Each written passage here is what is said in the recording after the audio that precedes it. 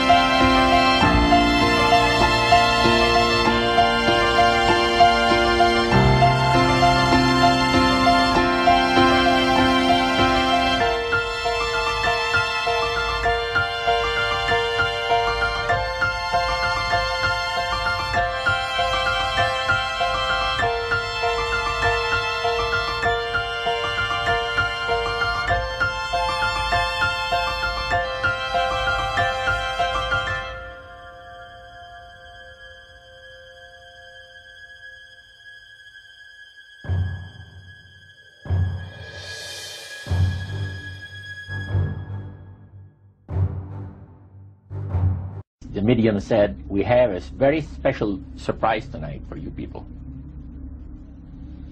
A spirit will manifest itself openly here in a few minutes. And it's like a big gust of wind hit the building and right through the wall. And that translucent being seemed to come right out of the wall. How did you feel right at that moment? It's almost like my heart stopped a little bit. You know, very weird feeling. So it was a lady in a beautiful evening gown, swirling. And she said to Mary, my dear sister, you are so wonderful to have asked for me. And Mary fainted and fell right off her chair on the floor. And a couple of guys jumped up and picked her up, and spirit gone. And that was the beginning of it. That's how you got into it. Yeah, that's the way we got into it. After a while, you see, there's something interesting about the human mind. You can adjust to an awful lot of stuff. You can adjust to a lot of things that would terrify you to begin with. After a while, they become common and ordinary. So you mean contact with the supernatural can become commonplace and ordinary and doesn't bother anybody? Yeah. In other words, the more that you do it, you're not uncomfortable. That's right. It's just not. People believe that the dead have entered into a higher state of existence than they had when they were alive. Also that they are in a position and have the capacity to help the living here on earth.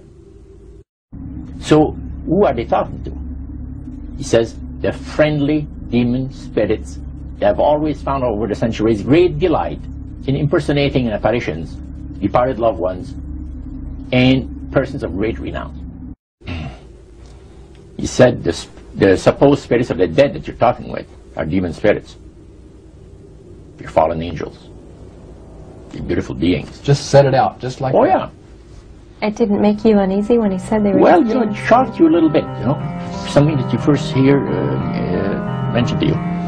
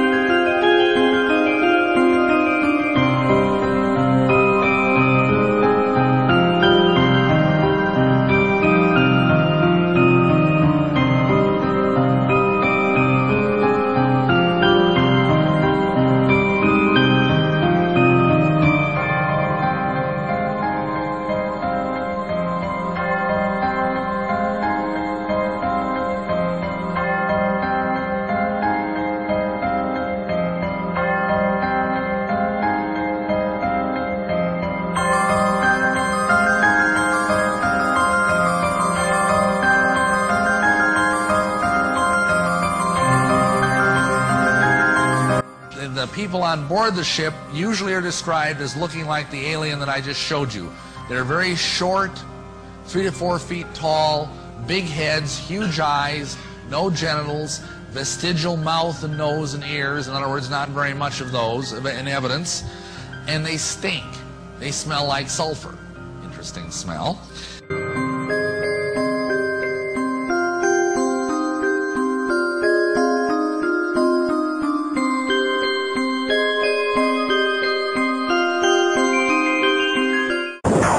The Amityville Horror was based on a factual account of what happened to a family in Amityville, New York.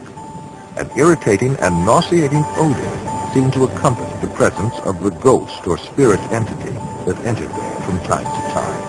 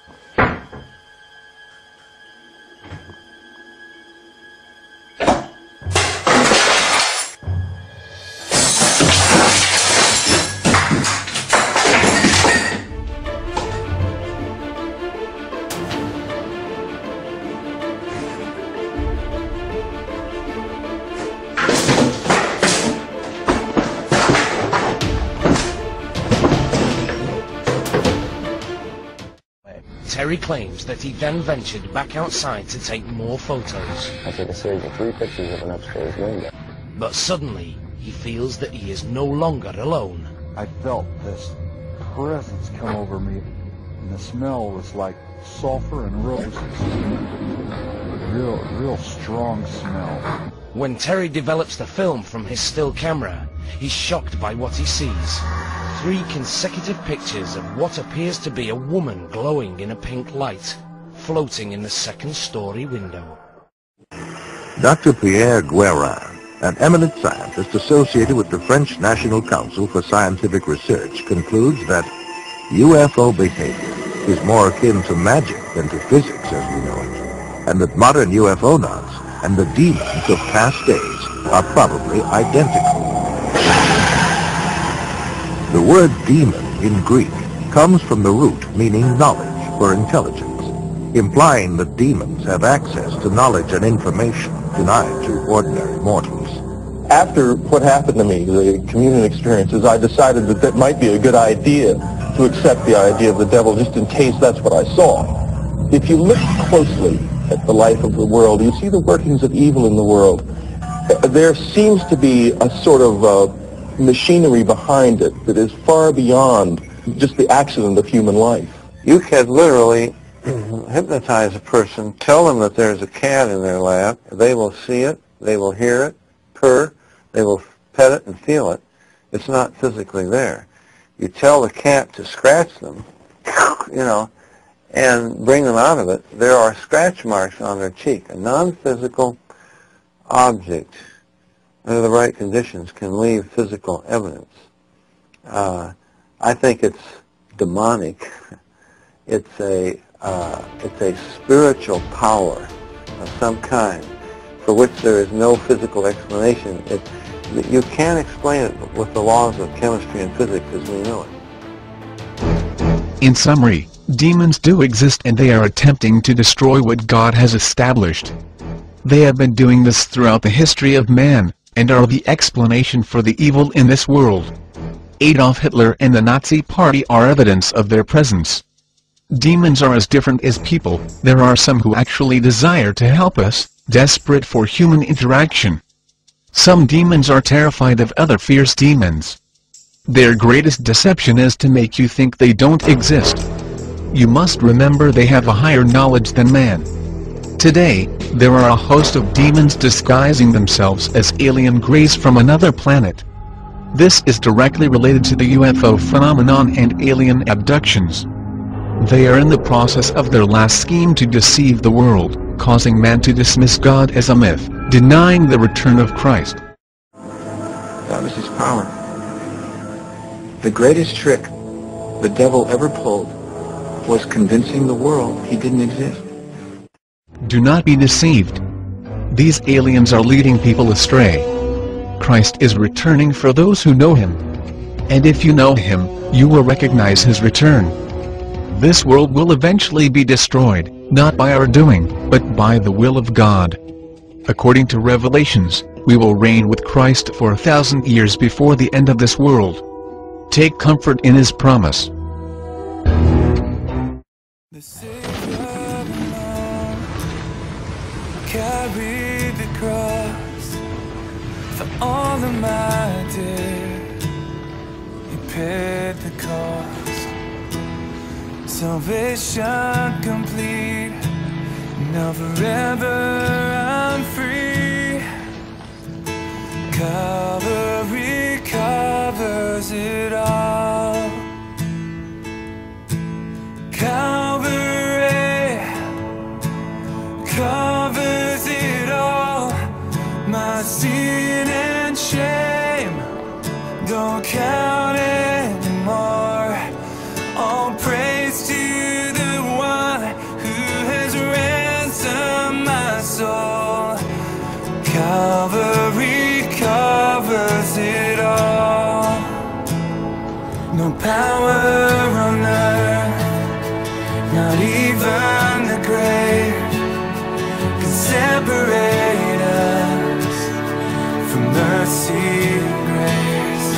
And he is faithful to save, oh his blood never fades.